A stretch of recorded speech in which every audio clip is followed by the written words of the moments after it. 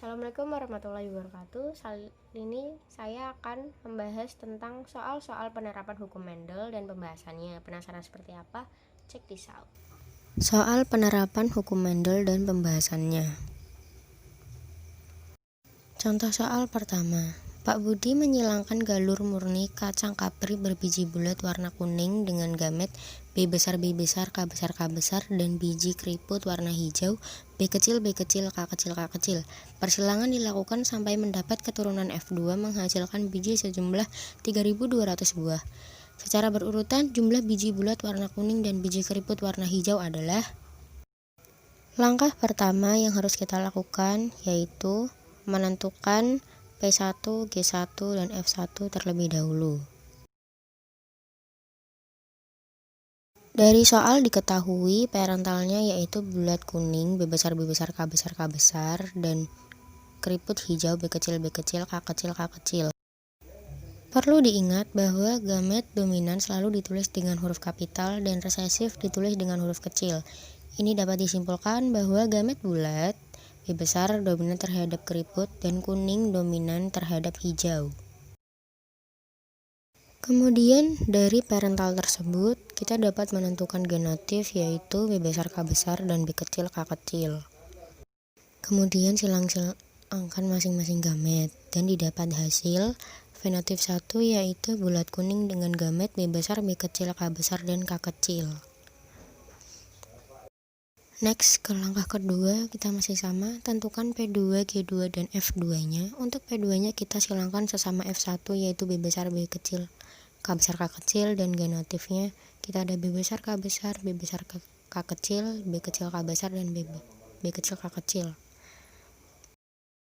Untuk F2-nya kita menggunakan metode papan catur atau tabel, meletakkan gamet-gamet di bagian paling atas dan samping paling kiri tabel. Karena genotif 2-nya ini lebih bervariatif dan hasilnya tentunya juga lebih bervariatif daripada parental 1 tadi. Selanjutnya langkah ketiga yaitu tentukan rasio dan jumlah biji setiap fenotip. Dari tabel tersebut didapatkan beberapa fenotip yaitu bulat kuning sebanyak 9, bulat hijau 3, keriput kuning 3, dan keriput hijau 1. Kemudian dari soal kita sudah mengetahui bahwa dari persilangan F1 yaitu hasilnya F2 didapatkan hasil sebanyak 3.200 buah biji. Maka kita dapat menentukan jumlah biji setiap fenotip dengan membagi rasio setiap fenotip dengan jumlah total rasio yang ada kemudian dikali dengan 3.200. Contoh bulat kuning yaitu rasionya 9, kemudian dibagi 16 didapat dari mana? Dapat dari 9 ditambah 3 ditambah 3 ditambah 1 hasilnya 16 kemudian dikali 3.200 dan hasilnya 1.800. Jadi jawaban untuk soal tersebut yaitu 1.800 biji untuk bulat kuning dan 200 biji untuk keriput hijau. Next kita ke soal kedua. Tikus tanah hitam ekor panjang H besar H besar P besar P besar disilingkan dengan tikus rambut putih ekor pendek H kecil H kecil P kecil P kecil. Pada F2, berapa kemungkinan munculnya tikus yang mempunyai fenotip yang sama dengan induk yang dominan apabila F1 dikawinkan dengan sesamanya? Garis bawahi, fenotip yang sama dengan induk yang dominan apabila F1 dikawinkan dengan sesamanya. Langkah pertama sama, kita tentukan P1, F1, dan G1-nya. P1-nya H besar H besar P besar P besar dan H kecil P kecil P kecil, berarti hitam dominan terhadap putih dan panjang dominan terhadap pendek. Kemudian kita dapat tentukan genotifnya yaitu H besar P besar dan H kecil P kecil. Nah, berarti sudah dapat ditentukan F1-nya yaitu hitam ekor panjang dengan gamet H besar H kecil P besar dan P kecil.